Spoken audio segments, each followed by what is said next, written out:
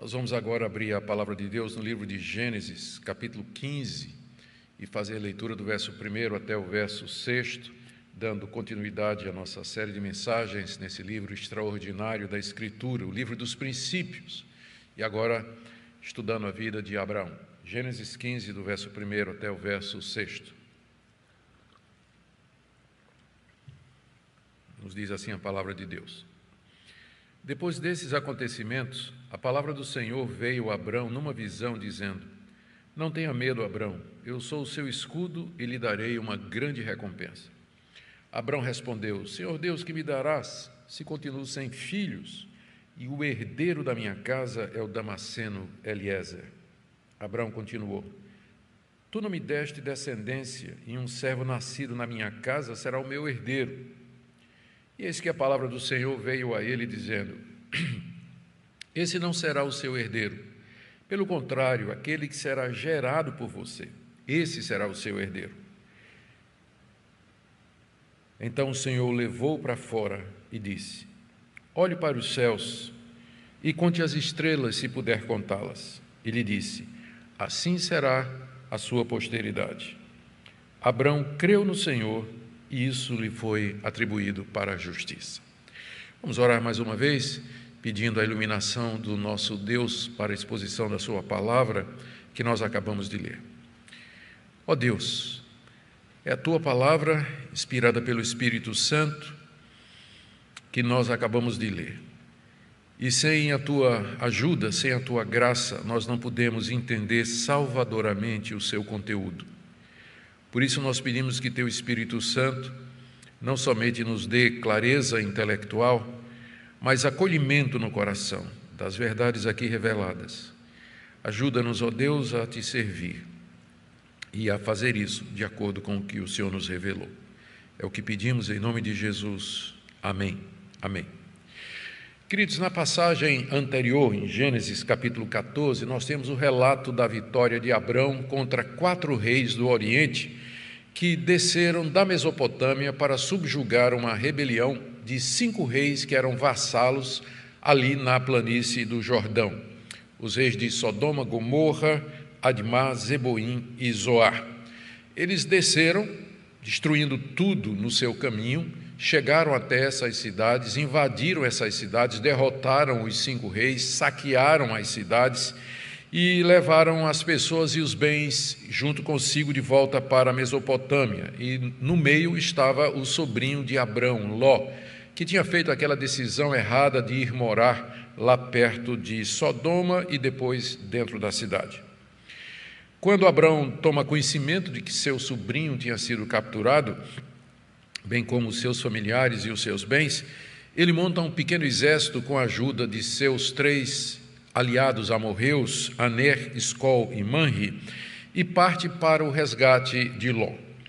E Deus então lhe dá grande vitória contra esses 4 reis que já estavam bem distante no norte. Abrão os alcança e os derrota e recupera todos os bens e as pessoas e retorna para Canaã com os cativos e as propriedades que haviam sido, com os bens que haviam sido levados e saqueados por estes reis. No regresso, quando Abrão está voltando para Canaã, o rei de Sodoma, chamado Bera, e o rei de Salém, chamado Melquisedeque, vão ao seu encontro. E a atitude dos dois é completamente diferente. Melquisedeque, o rei de Salém, que mais tarde será chamado de Jerusalém, traz pão e vinho, abençoa Abrão e recebe de Abrão o dízimo, porque Abrão reconhece nele alguém superior a si mesmo. E então o rei de Sodoma faz uma exigência a Abrão para que ele entregue pelo menos as pessoas, e podia ficar com o resgate, com os bens, e Abrão então entrega tudo ao rei de Sodoma, porque não deseja receber daquele rei ímpio absolutamente nada, para que ninguém diga que ele havia enriquecido Abrão. Depois desse encontro no Vale dos Reis, Abrão retorna à sua tenda nos carvalhais de Manre, perto da cidade de Hebrom, e depois de algum tempo, depois desses eventos, Deus lhe aparece. É o que nós veremos hoje essa quarta aparição de Deus a Abrão, onde Deus o encoraja, reforça as promessas feitas anteriormente e revela mais um pouco a respeito da sua descendência. Vamos ver então esses eventos e particularmente essa declaração que Moisés faz aqui no verso 6, de que Abrão creu em Deus e que ele foi então justificado. Em primeiro lugar, então, Deus aparece a Abrão mais uma vez, como está aí no verso 1. Depois desses acontecimentos, a palavra do Senhor veio a Abrão numa visão. A palavra do Senhor veio a Abrão numa visão. Nós temos os seguintes pontos aqui nessa declaração. Primeiro, é que essa visão aconteceu depois dos referidos acontecimentos, da vitória de Abrão sobre os reis, a bênção de Melquisedeque, a entrega do despojo ao rei de Sodoma, e nós vamos ver o porquê disso. Outra coisa a se notar é que Deus se manifestou a Abrão de noite na sua tenda. A gente sabe disso porque mais adiante o texto vai dizer que Deus o levou para fora e que mandou contemplar as estrelas. Então, a interpretação natural é que essa visão aconteceu durante a noite, quando Abraão estava em sua tenda e aparentemente ainda acordado, né? Senão ele não poderia nem sair e muito menos contar estrelas e nem ainda crer. Outra observação importante é que essa é a quarta vez que Deus se manifesta de forma bem direta a Abrão. A primeira foi quando o chamou lá em Ur dos Caldeus, capítulo 12, verso 1. Depois, quando ele chega em Canaã, capítulo 12, verso 7. Mais tarde, depois que Ló se separa dele, capítulo 13, de 14 a 17. E aqui, quarta vez, Deus vem a Abrão numa visão, que era o meio mais comum pelo qual Deus se revelava no Antigo Testamento, particularmente aos profetas. É a primeira vez que a expressão palavra do Senhor acontece na Bíblia.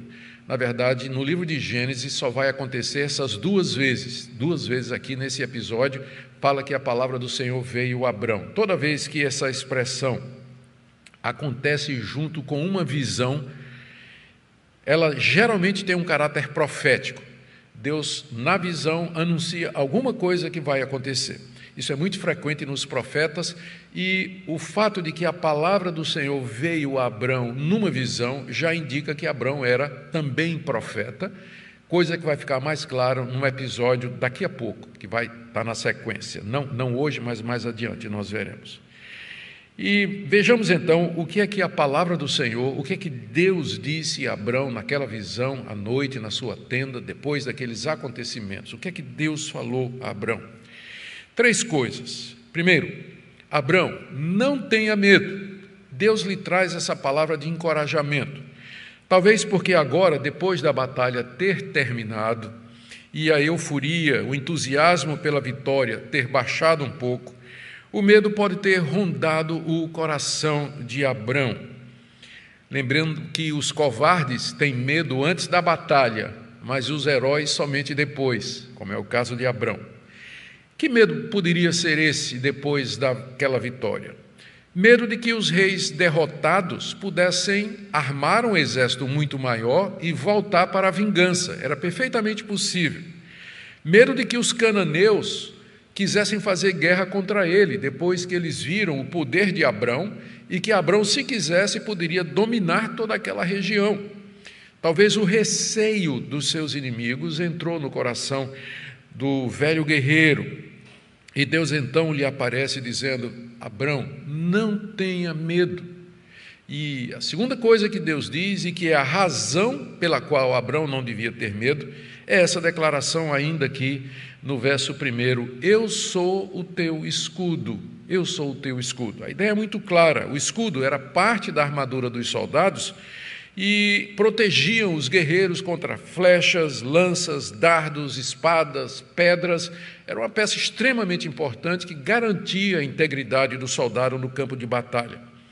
Como um escudo, então, Deus haveria de proteger Abrão dos perigos do Oriente e de Canaã. Deus haveria de guardá-lo das flechas dos inimigos, de qualquer perigo que porventura houvesse durante o tempo da sua peregrinação. E a terceira declaração de Deus aqui, primeira, não tenha medo, segundo, eu sou o seu escudo, a terceira é essa, e eu lhe darei uma grande recompensa.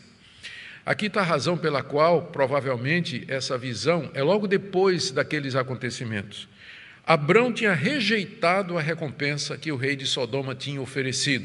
Ele tinha rejeitado isso. Mas agora Deus lhe promete algo muito maior do que o saque das cidades da planície do Jordão.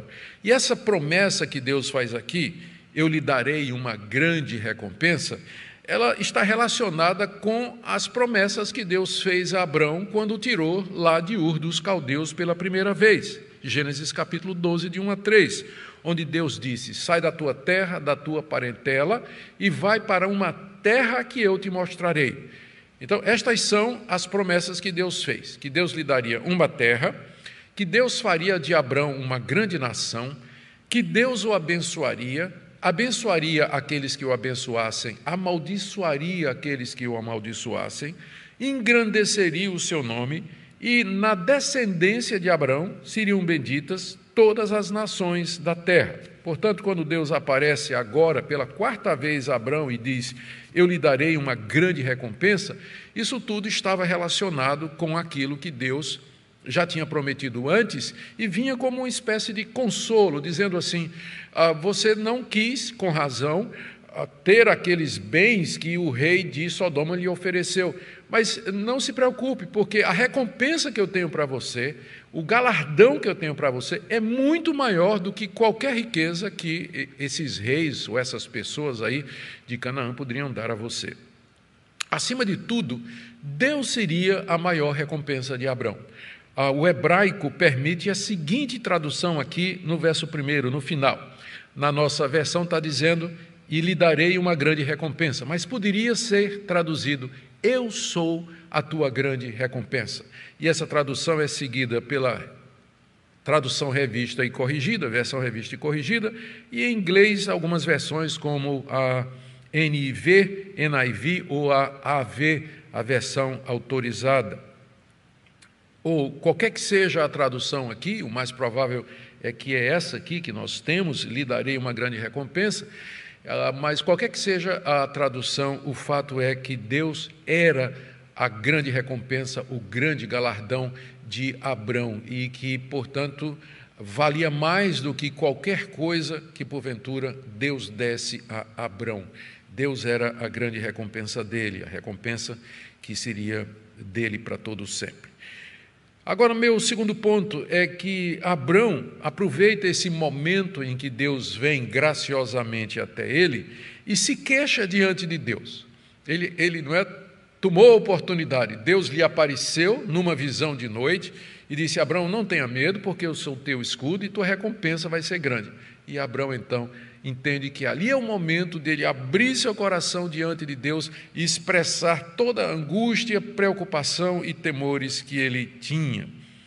E ele então se dirige a Deus, aqui no verso 2. Abrão respondeu, Senhor Deus. É a primeira vez que aparece o nome Adonai como um apelativo para Deus. E foi traduzido, no hebraico é Adonai Yavé, que traduzido é Senhor Deus. A palavra Adonai significa Senhor soberano, aquele que é dono supremo de todas as coisas.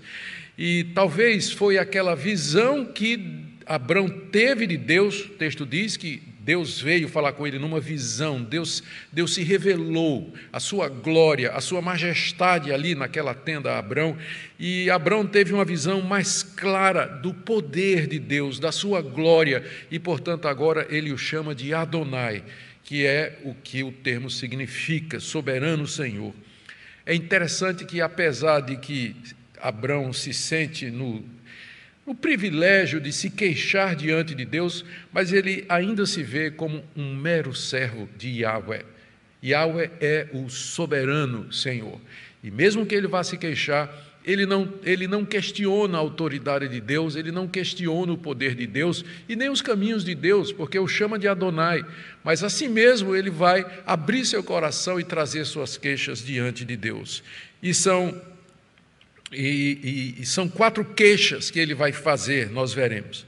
Agora é importante ver que nenhuma delas procedia da falta de fé em Deus ou de um questionamento da sua autoridade. Abraão apenas queria entender como é que essa grande recompensa que Deus falou e que está ligada às promessas que ele tinha feito até então, como é que ele deveria cumprir essas promessas, uma vez que já há muito tempo havia decorrido, desde que ele saiu de Ur dos Caldeus. Abraão não ficou num desespero silencioso, mas ele reuniu forças espirituais para se dirigir a Deus, aproveitando aquela oportunidade em que Deus lhe apareceu. Vejamos então as 4 queixas de Abraão diante da aparição que Deus lhe deu e da promessa que Deus lhe fez. Aqui eu não vou seguir a ordem do texto, mas uma sequência mais teológica. Quais são as queixas? São 4. Primeira, Deus não tinha lhe dado uma descendência como ele tinha prometido. Está aí no verso 3. Tu não me deste descendência. Abraão está se queixando diante de Deus. Ele não está reclamando de Deus, mas ele está dizendo: Senhor, até agora eu não tenho uma descendência, e sem descendência, como é que essas promessas vão se cumprir? Por exemplo, como é que eu virei a ser uma grande nação, como o Senhor disse? E como é que eu vou poder, essa grande nação vai abençoar outras, se eu não tenho descendência? O Senhor não me deu descendência até agora. A segunda queixa está no verso 2.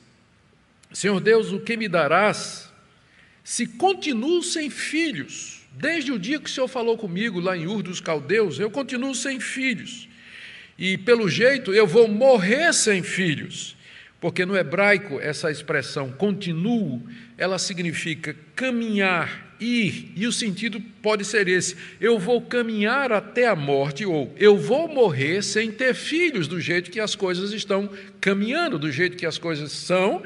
Eu, aparentemente, primeiro, o Senhor não me deu descendência, e segundo, do jeito que as coisas vão, eu vou morrer sem filhos, já que nada está acontecendo. Eu estou ficando cada vez mais velho e a minha esposa Sarai continua estéril. A terceira queixa de Abraão está aí nos versos 2 e 3. Alguém que não é meu filho vai acabar sendo o meu herdeiro. Abraão tinha em mente um servo dele chamado Eliezer, que é aqui adjetivado como sendo o Damasceno. Curiosamente, não sei se intencional, parece ter um jogo de palavras aqui no hebraico, né? Abraão diz: eu não tenho um Ben-Mesec, herdeiro, mas eu tenho um Damesec, um Damasceno. Parece um jogo de palavras, né? O Senhor me prometeu um herdeiro, mas o que eu tenho é um Damasceno. As palavras são parecidas no hebraico. É a única vez que Eliezer é mencionado por nome no livro de Gênesis. Ele, tudo indica, não é? Ele havia nascido na cidade de Damasco, que era uma cidade que ficava lá em Harã, perto de Harã, onde Abraão tinha passado algum tempo na sua peregrinação, quando saiu de Ur. E pode ser que foi lá que Abraão o comprou como escravo ou como servo. Ou pode ser, o mais provável, que ele nasceu lá em Damasco, durante o tempo em que Abraão peregrinava ou tinha ficado naquela região, e ele já nasceu no clã de Abraão, nasceu na casa de Abraão, filho de escravos e, portanto, também um servo. Ele veio a se tornar o servo da maior confiança de Abraão, a ponto de que mais tarde Abraão vai encarregá-lo de achar uma esposa para o seu filho Isaque. Nós chegaremos lá. Naquela época, servos de confiança, eles poderiam ser adotados como filhos pelo seu senhor e nomeados como herdeiros de toda a fortuna, de todas as propriedades e do nome do seu senhor, se o seu senhor não tivesse filhos. A gente sabe disso por conta dos chamados textos de Nuzi, textos antigos, datando de 1500 anos antes de Cristo, é a mesma época de Abrão, achados no Iraque. Na verdade são tabletes de barro onde tem essas inscrições, onde você tem as regulamentações de como na antiguidade os reis nômades ou os reis de tribos, os chefes de tribo, eles poderiam fazer esse arranjo do herdeiro adotivo. E tem uma carta babilônica muito antiga, da mesma época de Abrão, que se refere à adoção de um escravo como filho. Seriam mais comprovações da historicidade da Bíblia e da sua realidade.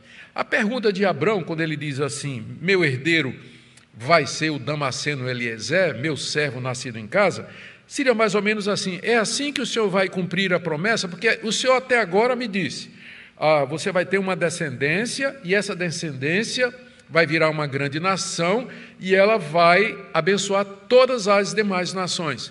Mas então a minha pergunta é, uma vez que eu não tenho filhos, o Senhor quis dizer desde o começo que a minha descendência seria através de alguém adotado, como Eliezer, o meu servo de maior confiança? Essa seria a dúvida de Abrão aqui. A sua quarta queixa está no verso 2, logo no início. Eu primeiro mencionei as outras, para depois você entender por que é que ele diz aqui, no verso 2, Senhor Deus, o que me darás? Parece uma pergunta assim, Deus chega e diz, olha, eu vou te dar uma grande recompensa. Abraão diz, mas Senhor, o que o Senhor vai me dar? O que ele quer dizer aqui é mais ou menos isso. De que adianta o Senhor me dar essa terra, o Senhor me dar um nome, o Senhor me dar grande fortuna, se eu não tenho filhos que possam herdar essas coisas? De que adianta eu ganhar tudo isso que o Senhor prometeu, se eu não tenho filhos que vão desfrutar disso? Como a promessa de um herdeiro meu abençoar o mundo poderá se cumprir? Estas são as interrogações, as queixas que Abrão fez quando Deus lhe apareceu naquela noite, numa visão gloriosa, o Deus que é o Deus Adonai, Adonai Yahvé, o Senhor Deus. Ele apareceu a Abrão, e Abrão tomou aquilo como ocasião para abrir o seu coração. Existem algumas lições aqui que nós tiraremos mais no final do texto, mas já aprendamos aqui com Abrão que quando nós temos dúvidas, quando nós temos questionamentos, a solução não é ficar num desespero silencioso, virar as costas para Deus ou se fechar na nossa própria caverna, mas é ir até Deus e abrir o coração, como exatamente Abrão fez aqui. Vamos para a terceira parte da nossa mensagem, quando Deus, em resposta, conforta, anima Abrão e lhe dá as respostas que ele queria. Está aí nos versos 4 e 5. Notemos que o fato de que Deus respondeu a Abrão significa que ele não tomou como um insulto ou como uma afronta os questionamentos do seu servo. Ele, na sua misericórdia, dá as explicações e conforta Abrão com 3 declarações que eu quero ver aqui com vocês. Note que pela segunda vez a expressão, a palavra do Senhor, aparece indicando tom profético, né? Verso 4. A primeira vez foi no verso 1, a palavra do Senhor veio a Abrão numa visão, e agora no verso 4, e eis que a palavra do Senhor veio novamente a ele, dizendo. Mas tudo isso foi num evento só, naquela noite. Aqui a palavra do Senhor, como eu disse, indica um tom profético. Quais são as 3 respostas de Deus, ou as 3 declarações que ele faz a Abrão? Primeira, está aí no verso 4.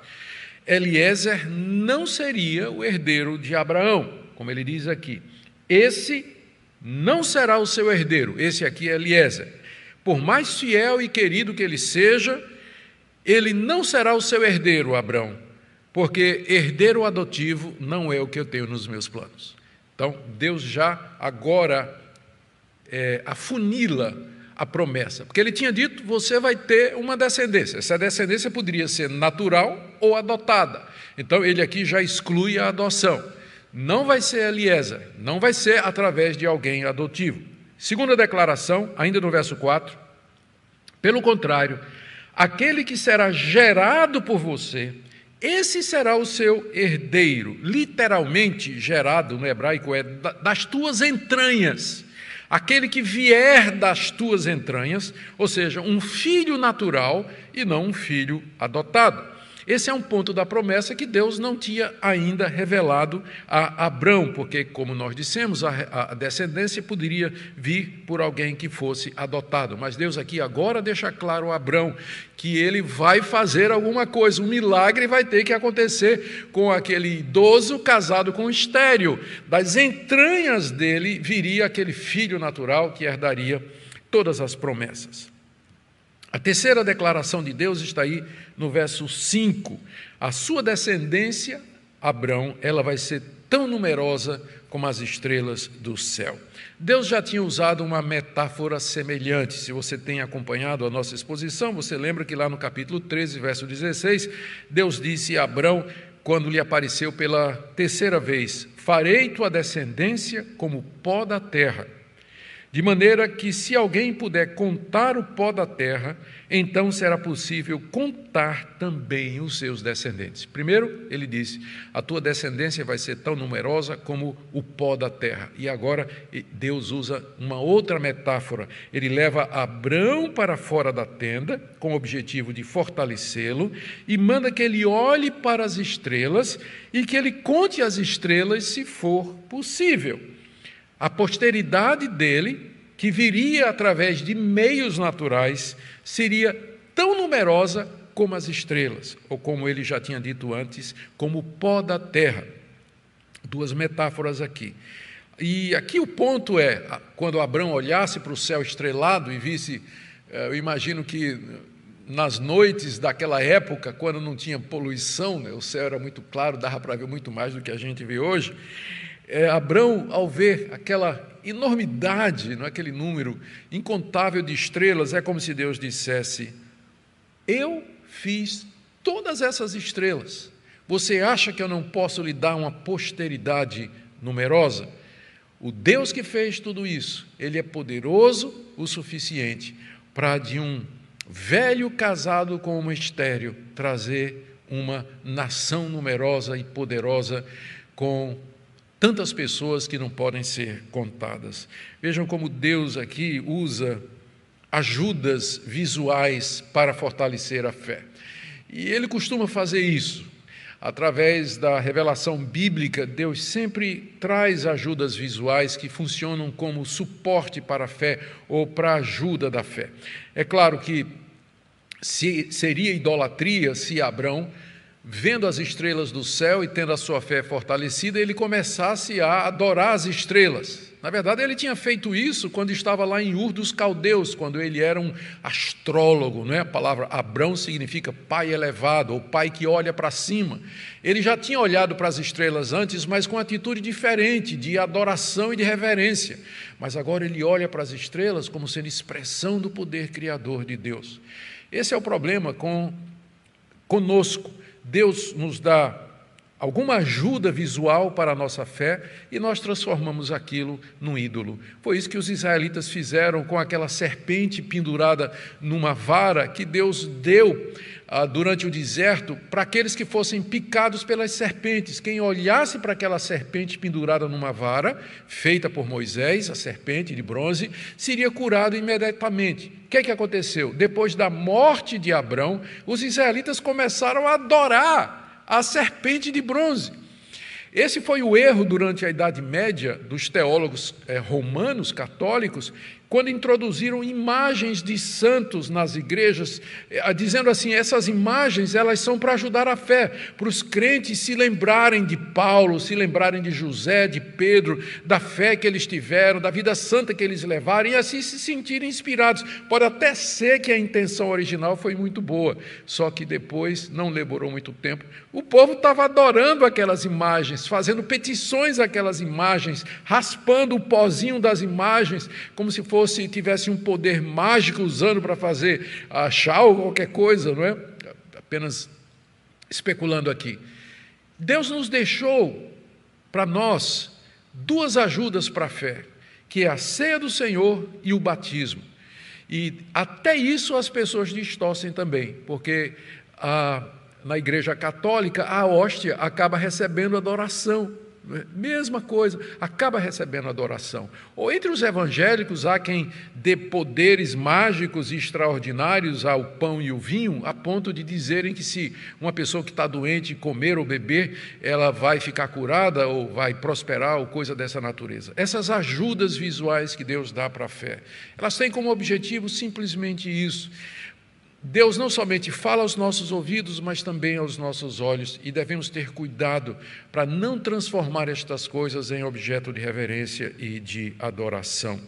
O que Deus queria era que Abrão percebesse o poder do Senhor para lhe dar as promessas através do meio natural, alguém gerado das suas entranhas que viria a ser o seu herdeiro. Muito bem. Agora vamos para a quarta parte da nossa mensagem, que está aí no verso 6, a declaração extraordinária que Moisés faz aqui, de que Abrão, então, é justificado pela fé. A passagem é essa: Abrão creu no Senhor, e isso lhe foi atribuído para justiça. Como eu disse, essa declaração de Moisés é extraordinária em vários sentidos. Primeiro, porque ela introduz pela primeira vez na Bíblia o conceito de que a justiça, ou seja, a maneira pela qual a pessoa se torna justa diante de Deus, é alguma coisa atribuída por Deus. Não é alguma coisa que se consegue, mas é alguma coisa que se recebe. E, segundo o conceito extraordinário aqui, que aparece pela primeira vez, que Deus atribui justiça a quem crê nas suas promessas, isto é, pela fé. E é a primeira vez que a expressão, a palavra crer, aparece na Bíblia, é aqui. Muito embora esse conceito já fosse conhecido antes, como eu vou falar. Como eu disse, essa declaração é extraordinária, ela é tão central na Bíblia e para o conceito da história da redenção, que ela serve de base para os autores do Novo Testamento desenvolverem o conceito da justificação pela fé, especialmente o apóstolo Paulo. Em Romanos capítulo 4, verso 3, Paulo diz: pois o que diz a Escritura, ela diz, Abraão creu em Deus e isso lhe foi atribuído para a justiça. Paulo está fazendo essa citação aqui, clara, de Gênesis capítulo 15, verso 6, para defender o seu argumento em Romanos capítulo 4, de que a justificação é pela fé e não pelas obras da lei. A mesma coisa na carta aos Gálatas, que foi escrita exatamente para ensinar isso, que nós somos justificados pela fé e não por obras da lei. Gálatas capítulo 3, verso 6, Paulo diz, é o caso de Abraão, que creu em Deus e isso lhe foi atribuído para a justiça. Ele está fazendo a citação direta desse episódio aqui. Ou também, para não pensar que é só Paulo, Tiago, capítulo 2, verso 3, ele diz assim, e se cumpriu a Escritura que diz, Abraão creu em Deus e isso lhe foi atribuído para a justiça e ele foi chamado amigo de Deus. Vejam quão extraordinária é essa passagem, não é? Ela serve de base para o entendimento neotestamentário de que Deus justifica pecadores não por obras da lei, mas mediante a fé em Jesus Cristo. E é claro, essa passagem também, e o conceito que ela traz, serviu de base para a Reforma Protestante. É o começo da Reforma Protestante, é o que deu o start, né? O pontapé inicial na Reforma Protestante foi quando Lutero redescobriu essa verdade de que somos justificados pela graça mediante a fé em Cristo e não por obras. Obras estas, mesmo que essas obras sejam determinadas pela igreja, no caso a igreja romana, penitência, confessionário, compra de indulgências, Lutero percebeu que tudo aquilo ia contra essa declaração de que Deus justifica pela fé sem as obras da lei. Há vários pontos que nós temos que considerar aqui nessa passagem, e eu queria chamar a sua atenção para isso, uma vez que ela é a passagem mais difícil de interpretar aqui no texto que nós temos para a mensagem de hoje. Primeiro, essa declaração de que Abrão creu no Senhor e isto lhe foi atribuído para a justiça, trata-se de uma declaração teológica de Moisés, não somente sobre esse momento em particular, mas sobre toda a vida de Abrão. É uma declaração que se refere à vida de Abrão em geral e sobre esse momento aqui em particular. Isso porque creu, no hebraico, dá a ideia de algo em andamento, que poderia ser o sentido, ele continuou crendo, ou ele continuou a crer, como ele já tinha feito anteriormente, porque é evidente que Abrão já tinha crido em Deus, mesmo que a palavra mesmo que a palavra, o verbo crer, só aparece aqui pela primeira vez, não é? Mas o autor de Hebreus, por exemplo, diz que Abrão, quando foi chamado por Deus, pela fé, obedeceu, saiu de Ur dos Caldeus, deixou sua parentela, deixou suas propriedades, deixou seus amigos, e ele foi para a terra que Deus disse, eu vou te mostrar. E pela fé ele peregrinou em Canaã. Então Abrão já tinha fé, ele já tinha crido no que Deus disse. E isso que nós estamos lendo aqui é apenas uma expressão, mais uma expressão concreta daquela fé que Abrão revelou desde o início. A segunda consideração que nós temos que fazer aqui é a seguinte: da mesma forma, a vida toda de Abrão, desde que ele creu em Deus lá em Ur dos Caldeus, tinha sido a vida de alguém justificado por Deus. Ele já vivia como alguém que foi justificado, considerado justo por Deus. E agora esse evento reforça isso. O que eu quero dizer é que Abrão já era crente antes disso, que ele já tinha sido justificado por Deus antes disso, como nós temos visto aqui à medida que fizemos uma exposição da vida de Abrão, e que esse evento de contar as estrelas e crer na promessa de Deus que sua descendência seria numerosa e que viria dele mesmo, é mais um momento na vida de Abrão em que ele expressa de forma concreta essa fé e essa confiança que ele tinha em Deus e, portanto, reflete a justificação que ele tinha. Terceira consideração é a respeito do significado de crer aqui. Não somente aqui, mas daqui para frente também. Como eu disse, é a primeira vez que a palavra aparece na Bíblia, muito embora o conceito de crer em Deus é tão antigo quanto o jardim do Éden. Crer aqui descreve a resposta de Abrão a tudo que Deus lhe havia prometido desde Ur dos Caldeus. E, em particular, a confiança de Abrão no que Deus lhe disse naquela visão, de que ele teria um filho natural e que sua descendência seria numerosa como as estrelas. O coração de Abrão, presta atenção aqui, o coração de Abrão confiou no que Deus tinha dito. Ele tinha queixas, ele tinha dúvidas de como é que Deus ia cumprir a promessa que ele havia feito. Ele não tinha filhos, mas agora, diante do que Deus lhe respondeu, o seu coração confiou e descansou, cessou todo o conflito, cessou a dúvida, cessou a indagação. O coração de Abrão agora está em paz, ele creu no Senhor, ele confiou em Deus, e a confiança traz a paz e o descanso ao coração. Ele confia e descansa, apesar das limitações do seu próprio corpo e da impossibilidade da sua esposa estéril, mas ele confia em Deus, e a fé supera todos os obstáculos, e a fé lhe traz descanso no coração. Interessante que a palavra crer em hebraico, o verbo hebraico é aman, que é muito próximo de uma palavra que você conhece, a palavra amém, que significa assim seja. Em outras palavras, quando diz que Abrão creu no que Deus disse, significa que Abrão disse amém quando Deus fez a promessa.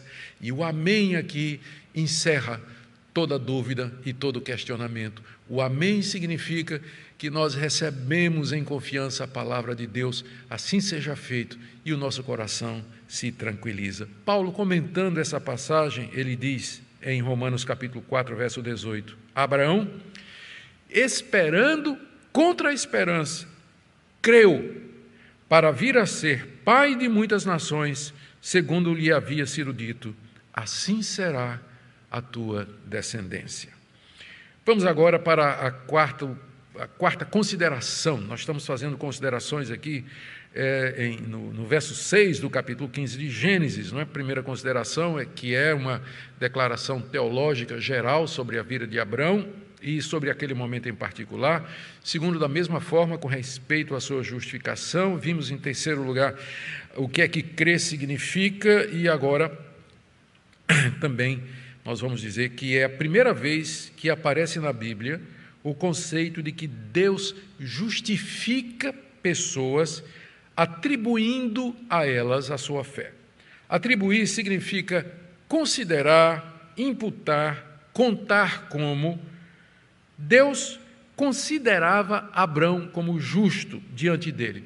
Claro que Abrão era um pecador, nós vimos isso claramente naquele episódio vergonhoso lá no Egito, quando Abrão mente a respeito da sua mulher para ter sua vida poupada. Abrão era um pecador, mas Deus lhe atribuía justiça, Deus o considerava e o tratava como justo. Isso com base na fé que Abrão havia demonstrado desde Ur dos Caldeus. É interessante aqui, percebam, por que essa passagem acaba sendo a base para a doutrina da justificação pela fé, lá no Novo Testamento. Perceba que Abrão já tinha demonstrado obras suficientes para ser considerado justo. A sua obediência, a sua devoção a Deus, a sua perseverança, o seu amor para com seu sobrinho Ló, a sua generosidade, o seu altruísmo. Contudo, ele é justificado não por essas obras que ele tinha em abundância. Era um homem piedoso, temente a Deus, que fazia o bem, generoso, reto nos seus caminhos. Entretanto, não foi pelas suas obras que Deus lhe atribuiu justiça, mas quando ele creu nas promessas de Deus, quando ele confiou e descansou naquilo que Deus havia dito. Moisés coloca essa declaração aqui, essa declaração geral sobre a fé de Abrão e sua justificação por Deus, por causa do que vem em seguida e que nós veremos no próximo domingo, mercê de Deus. Deus vai fazer, então, uma aliança formal com Abrão. Até agora eram promessas recebidas em fé, mas Deus vai fazer um pacto oficial com o seu servo crente. E essa declaração de Moisés aqui, Abrão creu em Deus e isso lhe foi atribuído para a justiça, prepara o caminho para o que vai acontecer em seguida, como nós veremos na próxima mensagem, assim Deus permita. Vejamos agora, já em conclusão, o que Moisés queria ensinar ao povo de Israel? Qual a mensagem que esse episódio, do verso 1 até o verso 6 do capítulo 15, qual a mensagem que essa passagem passaria para os primeiros ouvintes do livro de Gênesis? Primeiro, que os israelitas, descendentes de Abrão, eles eram justificados diante de Deus mediante a fé nas suas promessas, exatamente como Abraão foi.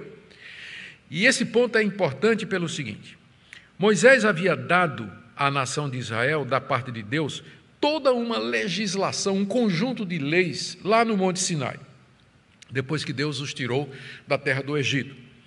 Havia leis civis pertinentes a Israel como nação, leis cerimoniais referentes ao culto, a Deus e à piedade dos israelitas, e sua lei moral resumida nos 10 mandamentos. Toda aquela legislação mosaica regulava o caminho da salvação que Deus havia revelado desde o jardim do Éden.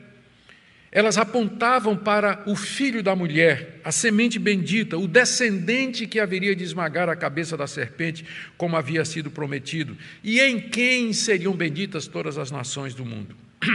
Aquelas leis apontavam para o Salvador.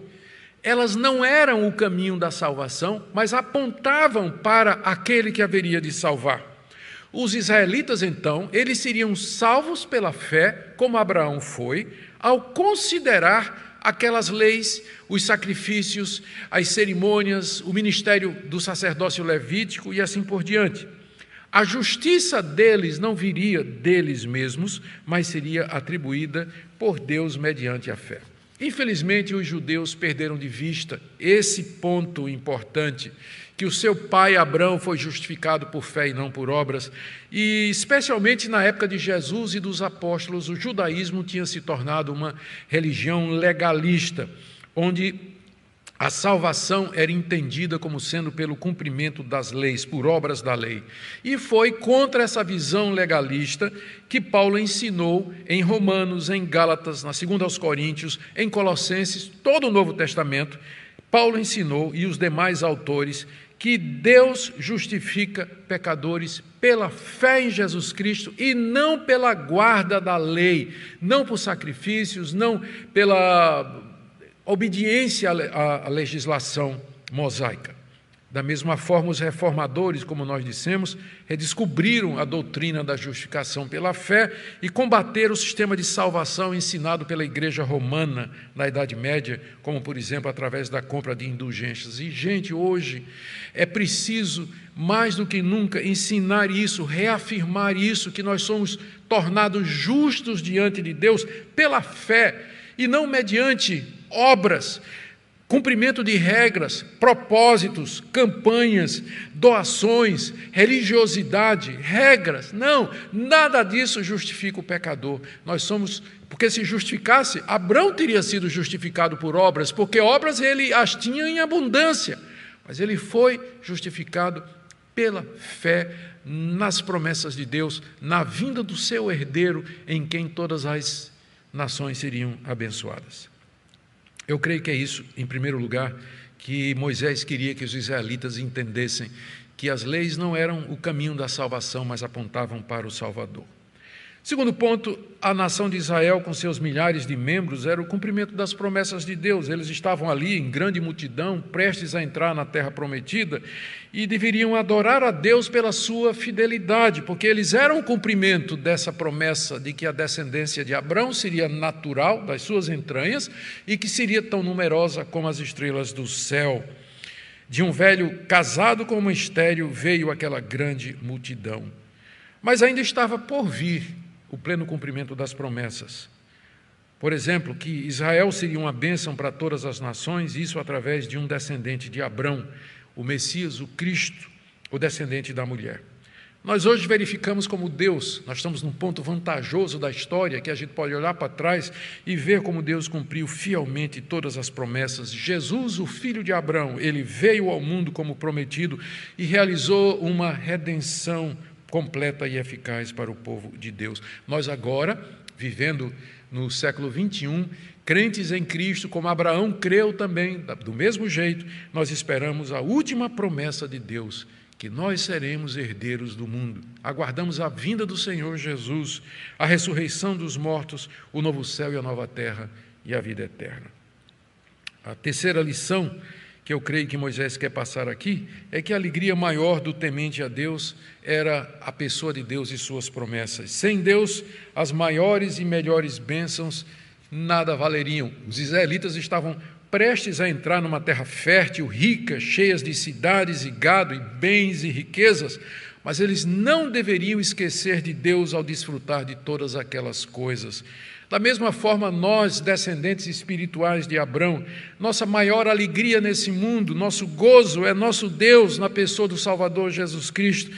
E sem o Senhor, nada desse mundo enche nosso coração de alegria. Que essa palavra ela possa consolar o seu coração no meio dos momentos difíceis que nós estamos vivendo agora. Algumas aplicações práticas e eu prometo encerrar. Primeiro, nós podemos questionar Deus sem que, com isso, nós cometamos pecado. A maneira certa é essa, de Abrão, levar a ele os questionamentos, com toda humildade, reconhecendo que ele é Adonai, o nosso Senhor. A maneira errada é nós murmurarmos, reclamarmos de Deus e nos queixarmos da providência, sem nunca de fato ter chegado diante de Deus e aberto o nosso coração. Portanto, querido, traga diante de Deus em oração os seus questionamentos, descanse nele, aguarde o tempo de Deus. Segunda aplicação prática, a verdadeira fé passa por momentos de crise e de dúvida. Ela pode ser abalada, assaltada, enfrentar tentações de Satanás, mas ao final ela triunfa, ela jamais vira as costas para o Senhor, ainda que não tenha todas as respostas. Portanto, mesmo que você não entenda tudo, confie no Senhor e descanse nele. E, por último, a fé é a certeza de que nós vamos receber as coisas que esperamos e a prova de que existem coisas que nós não podemos ver. Essa é a definição dada pelo autor de Hebreus, capítulo 11, verso 1, e que é exatamente o que aconteceu com Abrão. E é isso que Deus espera de nós, que nós andemos por fé nas suas promessas e pelas afirmações de sua palavra. Oremos. Obrigado, Pai, pela vida de Abrão. Obrigado porque nela nós aprendemos que o Senhor justifica pecadores pela graça. Obrigado porque nós podemos trazer a Ti nossas angústias e nossos medos. A Ti toda a honra, toda a glória e todo o louvor. Conforta o Teu povo nessa manhã, em nome de Jesus. Amém.